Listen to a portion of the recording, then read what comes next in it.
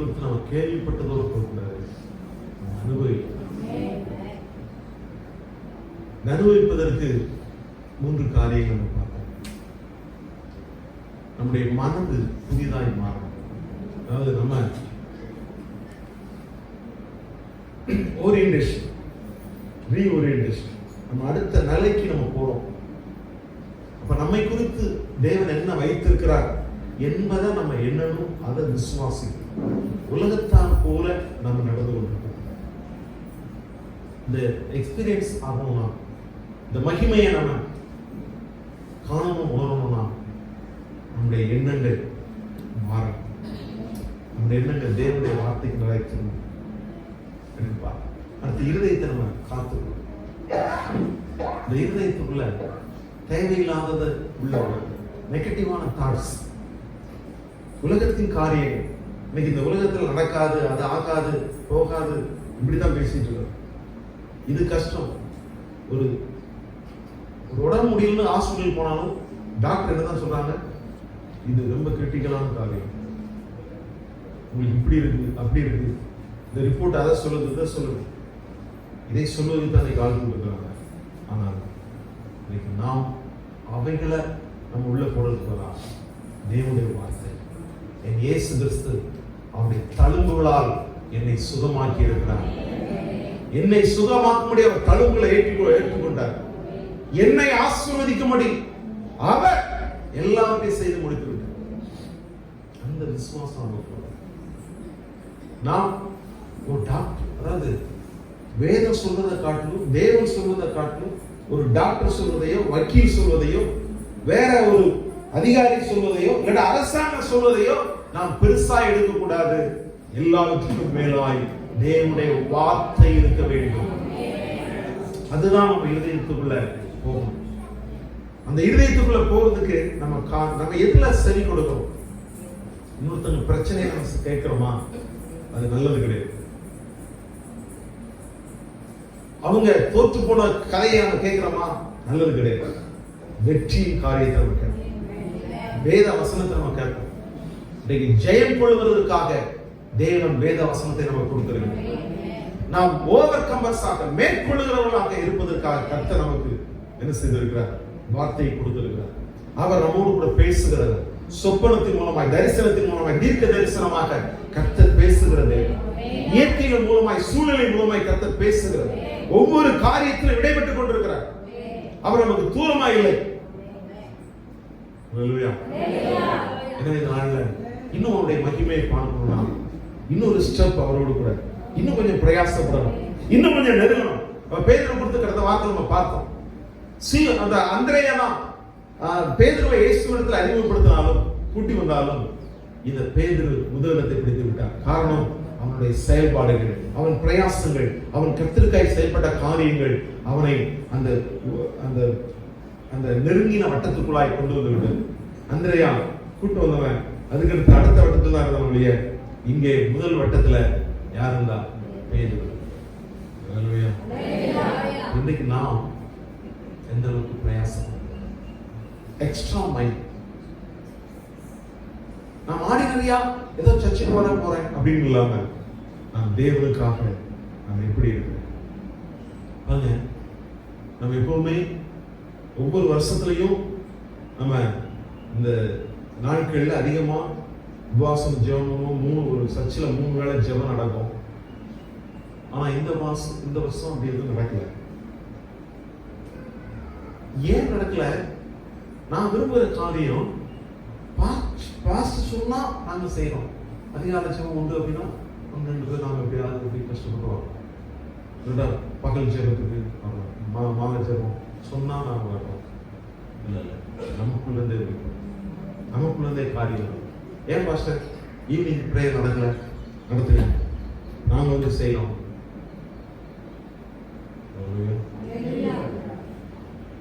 இந்த காரியங்கள் வரும். இப்ப இத்தனை வருஷமா இன்னும் நீங்க ஜெபம் வர்றீங்களா, ஏன் வரல, வாங்க இப்படின்னு ஒவ்வொரு தடவும் ஒவ்வொரு வாரமும் ஏலம் போட்டுட்டு காரியங்களை பண்ணிக்கிட்டு அப்ப ஜெபம் பண்ண வைக்கிறதே அது ஒரு பெரிய ஒரு பிரஷரா இருக்குது. ஜெபம் வந்து தேவனோடு கூட உறவு கொள்வது, அது நமக்கு சந்தோஷமா மாறும்.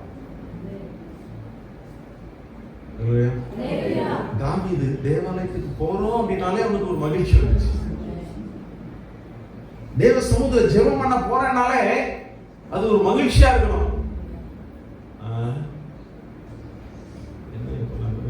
நான் வரலன்னா அந்த பாஸ்டர் ஏதாவது சொன்னாரு, அப்படியே மாதிரி ஒரு ஆளுங்க சொன்னாரு. அதனாலதான் இந்த காரியங்கள்லாம் என்ன சொல்றோம், ஒரு இயல்பா இருக்கும். ஆனால் ஒவ்வொரு தடவையும் அந்த அந்த இதை சொல்ல இதை சொல்ல, நீங்க அப்படி வாங்க இப்படி வாங்க இப்படிலாம் சொல்லிட்டு இருக்கும்போது நமக்கு போர் அடிச்சு சலிச்சு போகும். கர்த்தருடைய சமூகத்தில் காத்திருக்கிறதுனால என்னென்ன நடக்குது அப்படின்னு நம்ம வெளிப்பட்ட என்ன செய்யணும், நான் கர்த்தருடைய சமூகத்தில் வேற என்ன இருக்கிறேன், இதுக்குரிய பலன் என்ன அப்படிங்கிறது உலகத்துக்கு காண ஆரம்பிச்சு வச்சுனா ஆட்டோமேட்டிக்கா எல்லா காரியம் நடக்கும். நமக்குள்ள ஆண்டவரே நான் உடைய சமூகத்தை ஜெபிக்கிறேன், ஜெபித்து நன்மையை பெற்றுக் கொண்டிருக்கிறேன் என்று மற்றவர்கள் அறியக்கூடிய அளவுக்கு என்ன நீங்க பலப்படுத்தணும்னு சொல்லி நீங்க ஆண்டவரை பிடிக்கும். அந்தரங்கமாய் தேவனை பிடிக்கும் பொழுது வெளியரங்கமாய் பலன் அளிக்கிற தேவனை நாம் ஆராதிக்கிறோம். நான் ஜெபம் பண்றேன் வெளியரங்கமா சொல்றது இல்ல, நான் அந்தரங்கமாய் ஜெபிக்கிறேன், வெளியரங்கமாய் கர்த்தர் பலன் அளிக்கிறார். இந்த காரியங்கள் நமக்குள்ள வெளிப்படும். அப்ப எக்ஸ்ட்ரா மைல் நம்ம என்ன செய்யணும், நான் தேவனுக்காக என்னுடைய வருமானத்திலிருந்து நான் இவ்வளவு காரியத்தை கொடுத்து விட்டேன், முழுவதுமாகவே நான் கொடுத்தேன், கர்த்தர் இப்படி ஆசீர்வதித்திருக்கிறார் என்பதற்கு நாம் சாட்சிகளா இருக்கணும். அப்படிப்பட்டவர்கள் தான் தேவனுடைய மகிமையை காண முடியும். ஹல்லேலூயா, ஹல்லேலூயா. அந்த ஏழை விதவை இயேசு சொல்கிறார், மற்றவங்களாம் அவருடைய பரிபூர்ணத்திலிருந்து நீங்க காணிக்கை கொடுத்தீங்க, ஆனால் தன் ஜீவனத்துக்குள்ள காரியத்தை எல்லாம் இவள் போட்டிருக்கிறாள், இவள் தான் எல்லாரிலும் அதிகமாய் போட்டிருக்கிறாள் என்று உங்களுக்கு மெய்யாகவே சொல்கிறேன். இன்னைக்கு நீங்க செய்கிற பிரயாசங்கள் கர்த்தரை அசைக்கும். இன்னைக்கு நாம் செய்கிற காரியங்கள் கர்த்தரை அசைக்க வேண்டும். 100-101 நான் இருக்க கூடாது.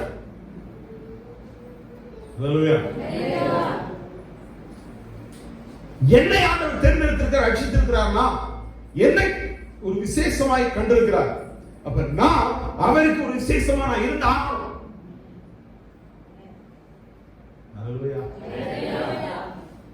அந்த ஒரு வைராக்கியம், அந்த வெறி நமக்கு வரும்.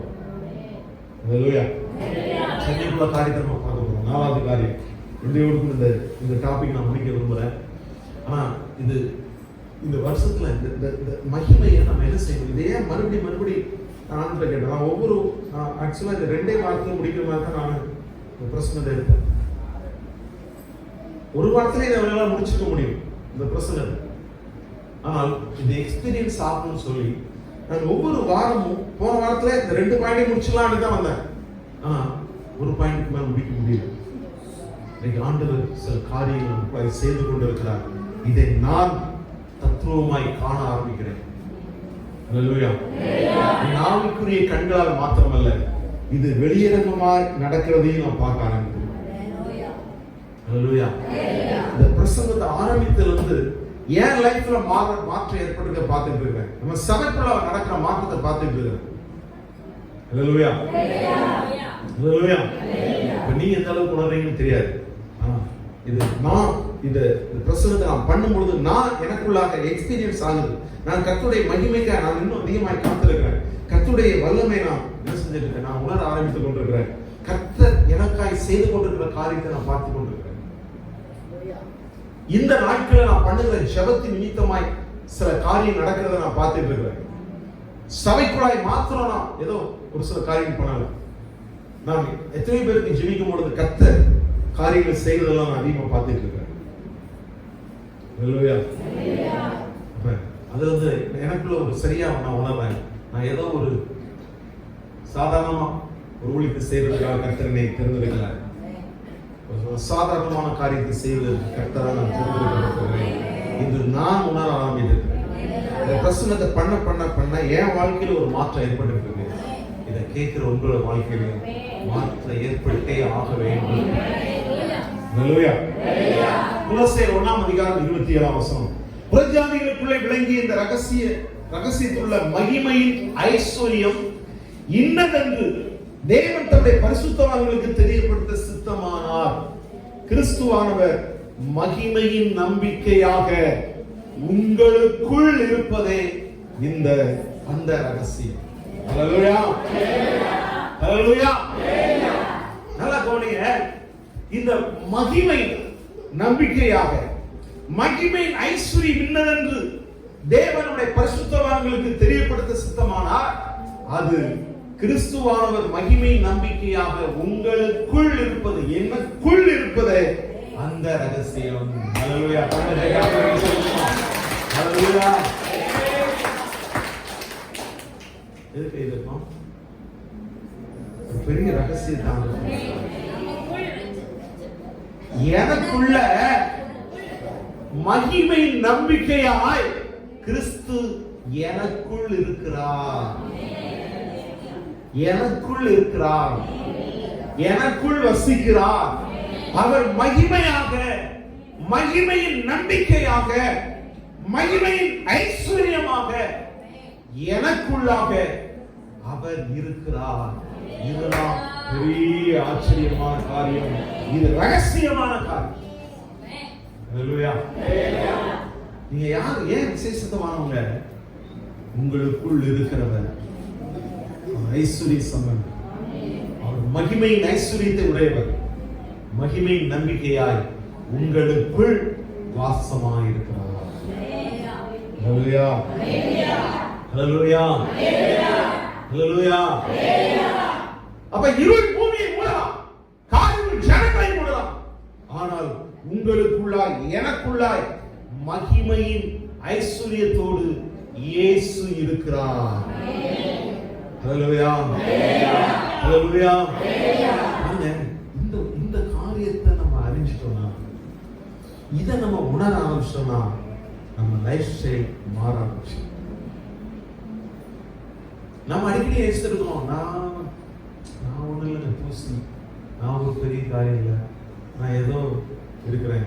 இல்ல, நீங்க எப்படிதான் பரவாயில்ல, உங்களுக்குள் இருக்கிறத சாதாரணமாக மகிமையின் ஐஸ்வர்யம் உங்களுக்குள் இருக்கிறது. கிறிஸ்துவானவர் உங்களுக்குள் வாசம் பண்ணுகிறார். இதை ரகசியமாய் கற்று வைத்திருக்கிறார். ஹல்லேலூயா. அப்ப இனி இந்த நாட்கள்ல உங்களுக்குள்ள இருக்கிற கிறிஸ்து அது வெளிப்பட்டாக வேண்டும். ஹல்லேலூயா. ஹல்லேலூயா. இப்ப உங்களை பார்க்கிறவர்கள், உங்ககிட்ட ஏதோ வித்தியாசம் இருக்குது. நான் இல்ல, எனக்குள்ள இருக்கிற கிறிஸ்து. ஒரு சாதாரணமா இருந்த என்னை இவ்வளவு தூரத்துல உயர்த்தினது என் தேவன், எனக்குள்ளா இருக்கிற தேவன். என் வெட்கத்துக்கு பதிலாக வெற்றிப்பான பலனை கொடுக்கும்போது எனக்குள்ள இருக்கிற இயேசு. என் வியாதிக்கு பதிலாக ஆரோக்கியத்தை கொடுத்திருப்பது எனக்குள்ள இருக்கிற இயேசு. என் தரித்திரத்துக்கு பதிலாக ஐஸ்வர்யத்தை கொடுத்திருப்பது எனக்குள் இருக்கிற இயேசு. அவர் வேற எங்க இல்ல, எனக்குள்ள இருக்கிறார். எனக்குள்ள இருக்கிறார். உங்களுக்குள்ள இருக்கிறார். உங்களுக்குள்ள இருக்கிறார். மகிமையின் ஐஸ்வர்யத்தோடு, மகிமையின் நம்பிக்கையாக கிறிஸ்து உங்களுக்குள் இருப்பதே அந்த ரகசியம். ஹல்லேலூயா. ஹல்லேலூயா. பாருங்க, இன்றைக்கு இதுதான் பெரிய மேட்டர். இந்த உணர்வு நமக்குள்ள வந்துருச்சுனாலே நம்ம லெவலே தெரியும். நீங்க அடிக்கடி என்ன செஞ்சுட்டு இருக்கோம்? அப்பா, நீங்க என்ன பாப்பீங்களா? எனக்கு இது நடக்குமா? நான் சொல்றேன், உனக்குள்ள நான் இருக்கிறேன். உன்னை பலப்படுத்த முடியாது, நான் உனக்குள்ளா இருக்கிறேன். உன்னை நடத்த முடியாது, உனக்குள்ளா இருக்கிறேன். உன்னில் நான் வெளிப்பட விரும்புகிறேன். இயேசு சொல்லிக் கொண்டிருக்கிறார். உங்களுக்குள் இருக்கிற இயேசுவை நீங்கள் மட்டுப்படுத்திக் கொண்டிருக்கிறீங்க. நீங்க யோசிக்கிறீங்க, நீங்க திட்டம் பண்றீங்க, நீங்க காரியங்கள் பண்றீங்க.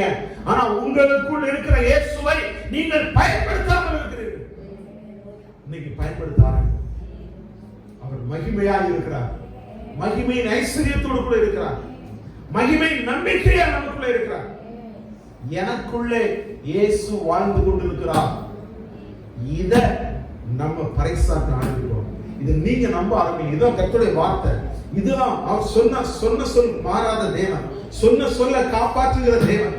இதுக்கு இயேசு வேற எங்க இல்ல, உங்களுக்குள்ள இருக்கிறார். அவர் மகிமையோடு கூட இருக்கிறார், வல்லமையோடு கூட இருக்கிறார். நீங்கள் பெற்றிருக்கிற இயேசு ஒரு சாதாரணமானவர் அல்ல, ஒன்றும் செய்ய முடியாதவர் அல்ல. சகலத்தை செய்து முடிக்கிற வல்லமையோடு கூட உங்களுக்குள்ளாய் எனக்குள்ளாய் அவர் வாசம் பண்ணுகிறார். அப்ப எனக்குள் இருக்கிறவர் ஒரு சாதாரணமானவர் அல்ல. நான் ஒரு சாதாரண விஷயத்தை பெறல. எனக்குள் இருக்கிறவர் இந்த உலகத்திலே மிகப்பெரியவர், எல்லாவற்றிலும் சாலமோனை காட்டிலும் பெரியவர் எனக்குள்ள இருக்கிறார். வானத்தில் பூமியில் சகல அதிகாரம் எனக்கு உண்டு என்று சொன்னவர் எனக்குள்ள இருக்கிறார். மரணத்திற்கும் பாதாளத்திற்கும் உரிய திறவுகோலுடையவர் எனக்குள்ள இருக்கிறார். இந்த உணர்வு, இந்த காரியம், இதை எக்ஸ்பீரியன்ஸ் பண்ணணும், இதை அனுபவிக்கணும். இது வசனத்தில் இருக்கிற வார்த்தை தான். ஆனா ஆண்டவர் இதை எனக்குள்ளாய் செய்திருக்கிறார், எனக்குள்ளதான் இருக்கிறார், வேற எங்கேயும் இல்லை. அடிக்கடி நம்ம சொல்ல என்ன செய்யணும், அங்க போய் நம்ம ஜெபம் பண்ணா ஏதாவது நடந்துருமா, அந்த ஊழியக்காரங்க சொன்னா ஏதாவது நடந்துருமா, இப்படி எல்லாம் நம்ம பல சமயங்கள்ல ஒரு பிரச்சனை வரும்போது எனக்கு இங்க போனா ஏதாவது விடுதலை கிடைச்சிருமா, அப்படிலாம் நம்ம நினைச்சிட்டு இருக்கோம். உங்களுக்குள் இருக்கிறவரை மட்டுப்படுத்திக் கொண்டிருக்கிறோம். உங்களுக்குள் தேவன் இருக்கிறார்.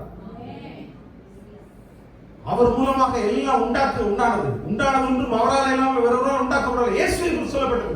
அந்த இயேசு சகலத்தை உருவாக்கினார். உங்களுக்குள்ளாய் இருக்கிறார், எனக்குள்ளாய் இருக்கிறார். அல்லேலூயா. அவர் சாதாரணமானவர். வானத்திலும் பூமியிலும் சகல அதிகாரம் படைத்தவர். பிசாசின் தலையை நசுக்கிறவர் உங்களோடு கூட. எனவே எனக்குள்ள இருக்கிறவர் யார்? இதை நான் உணர்ந்துட்டாலே என் வாழ்க்கை மாறும். அல்லேலூயா, அல்லேலூயா. இந்த ஏசாயா ஒரு தீர்க்கதரிசி தான். ஆனா கர்த்தருடைய மகிமையை அவன் தரிசிச்ச உடனே அவனுக்குள்ளாக நான் அசுத்த உதடுள்ளவன் என்று உணர ஆரம்பிச்சான். ஆனா அப்பவே எல்லாம் மாற்றப்பட்டது. பலிபீடத்திலிருந்து அக்கினி வந்து குருடா வந்து தொட்டு அவன் அசுத்த உடல்களாக மாற்றப்பட்டது, எல்லாமே புதிதாக்கப்பட்டுச்சு. இப்ப கர்த்தருடைய மகிமை வர வர நம்ம வாழ்க்கை மாறும். அப்ப நான் பாவினே சொல்லிக்க வேண்டிய அவசியம்.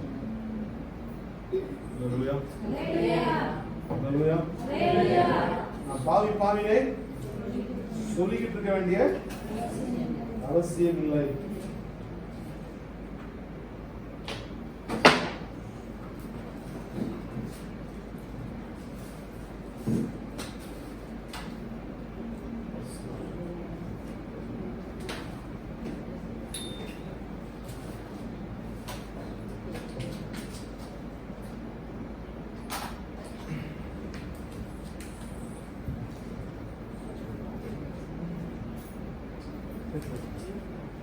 கவனிங்க. அப்ப நாட்கள்ல தேவன் எனக்குள் இருக்கிறார், இயேசு கிறிஸ்து எனக்குள் இருக்கிறார். இந்த ரகசியம், இது ரகசியம் இன்னைக்கு வெளியிறங்கமா மாறி இருக்கு. இதை நாம் நம்முடைய மனசு அப்படியே அதை பிடிச்சுக்கிறோம். நம்முடைய ஆவி ஆத்மா முழுவதும் அப்படியே நம்பணும். எனக்குள்ளாய் இயேசு இருக்கிறார். அல்லேலூயா, அல்லேலூயா. எனக்குள்ளா இயேசு இருக்கிறார். அல்லேலூயா. இப்ப இந்த உணர்வோடு கூட நம்ம தேவன் நோக்கி நம்ம பார்ப்போம். அதிலிருந்து ஒரு பெரிய அற்புதம் நம்ம பெற்றுக்கொள்கிறோம். அல்லேலூயா, அல்லேலூயா. அப்ப அவருடைய வல்லமை சாதாரணம் இல்லை, அவருடைய கரம் பலத்த கரமா இருக்கிறது. அல்லேலூயா, அல்லேலூயா. எனவே அப்பேற்பட்ட தேவனை நீங்களும் நான் ஆராதிக்கிறோம்.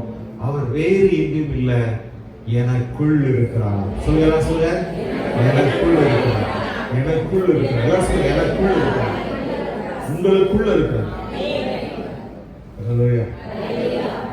இந்த உணர்வு ஏதோ சபைக்கு ஞாயிற்றுக்கிழமை வரும்போது மாத்திரம் எனக்குள்ள இல்லை. ஏதோ ஒரு பிரச்சனை சமயத்துல நான் தேவனை நோக்கி பார்க்கிற சமயத்துல மாத்திரம் எனக்குள்ள இல்ல. அவர் 24/7 ஒவ்வொரு நொடி பொழுதிலும் உங்களுக்குள் வாசமாய் இருக்கிறார். நீங்கள் தூங்கும் போதும், நீங்கள் சாப்பிடும் பொழுதும், வேலை செய்யும் பொழுதும், நீங்கள் சபைக்கு வரும்போது மாத்திரமல்ல, நீங்கள் எல்லா சமயத்திலும் இயேசு உங்களுக்குள் இருக்கிறார். அல்லேலூயா. நீங்க வேலை ஸ்தலத்துல உங்களுக்குள்ள இருக்கிறார். நீங்க படிக்கிற இருந்தா உங்களுக்குள்ள இருக்கிறார். அல்லேலூயா. உங்களுக்குள்ள தேவன் இருக்கிறார். அவர் பெரியவராய் இருக்கிறார். அவர் இருக்கிற இடத்துல இருள் எல்லாம் வெளிச்சமாய் மாறும், தோல்வி எல்லாம் வெற்றியாய் மாறும், எல்லா வேதனைகள் எல்லாம் புகழ்ச்சியா மாறும். அல்லேலூயா. அல்லேலூயா. ஸ்தோத்திரம். ஏசாயா 61:7 சொல்லப்பட்டது, உங்கள் வெட்கத்துக்கு பதிலாக இரண்டத்தனையாய் பலன் வரும், லட்சிக்கு பதிலாக தங்கள் பாதத்தில் சந்தோஷப்படுவீர்கள், அது நிமித்தம் தங்கள் தேசத்தின் இரட்டிப்பான சுதந்திரம் அடைவார்கள், நித்திய மகிழ்ச்சி அவர்களுக்கு உண்டாகும். அல்லேலூயா. ஸ்தோத்திரம். பாருங்க, எந்தெந்த இடத்துல வைக்கப்பட்டீங்களோ நீங்க உங்க பாகத்துல நீங்க சந்தோஷமா நான் உங்களுக்குள் இருக்கிறவர், இந்த உலகத்தில் இருப்பவனை காட்டிலும் பெரியவர். அல்லேலூயா. அல்லேலூயா. அப்ப உங்க உலர்ந்து போன எலும்புகளை உயிர் பெற பண்ணுகிறவர். இவருடைய மகிமை சாதாரண மகிமை அல்ல.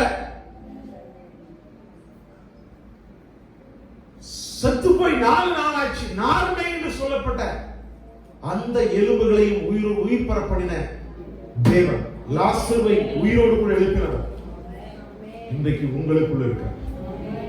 அல்லேலூயா. அல்லேலூயா. அவர் மகிமை நம்பிக்கையா இருக்கிறார்.